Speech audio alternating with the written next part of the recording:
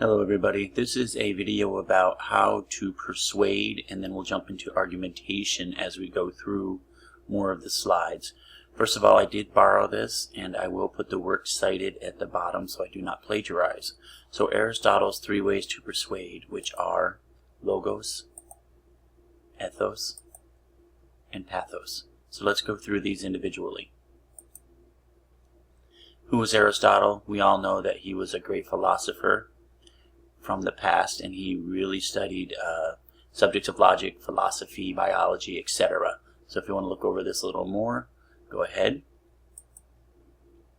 There he is.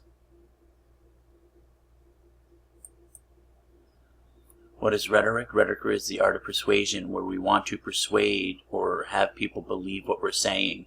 Almost anything you write is a persuasive essay. For example, when you're writing your compare and contrast essays, you're trying to persuade me that yes, there is indeed similarities and or differences in this. So you're trying to persuade me there.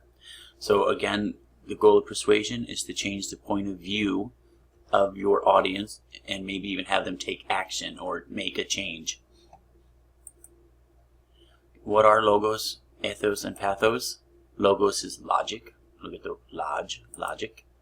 Ethos is ethics or image. And then pathos is your emotions, your passion. And let's continue. Logos, ethos, and passion. Pathos continued.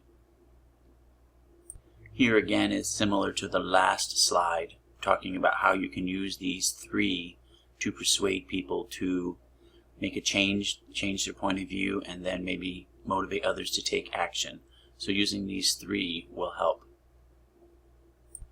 Let's take a closer look at logos. Logos is an argument based on facts, evidence, and reason. These reasons, or this evidence and the facts, are what we're going to use in our argumentative essays.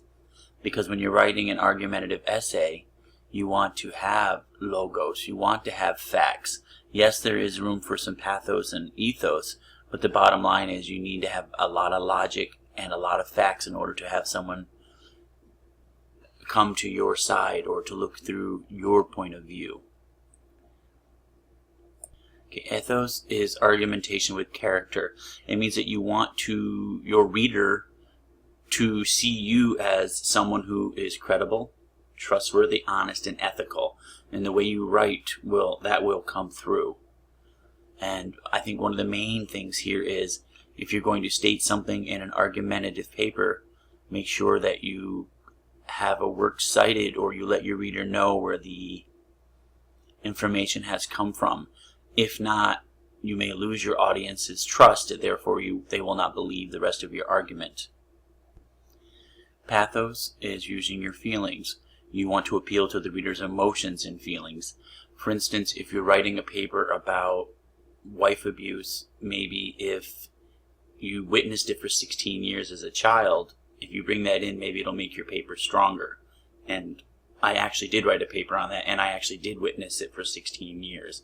So that adds a lot of power, a lot of credibility to it, because you're going to their feelings, your audience's feelings. However, that said, also be sure that you have a lot of facts, logos. So maybe you could say or find a quote about how many women are actually abused in this country a day. It's actually appalling. So that's just one thing to use in pathos, get to their emotions. But the bottom line is sometimes we have to take the emotion out and have our logos, our logic.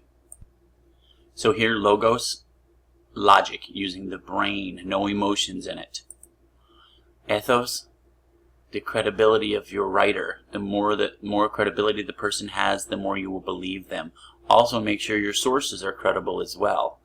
I think if you have a source from, well, I hate to put myself down, but if you have a source from a Harvard professor versus me, who teaches at a community college, maybe the Harvard professor would have more ethos, more credibility.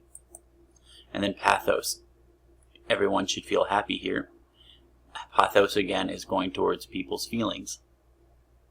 So let's review these again. Logos, argument based on facts, evidence, and reasons.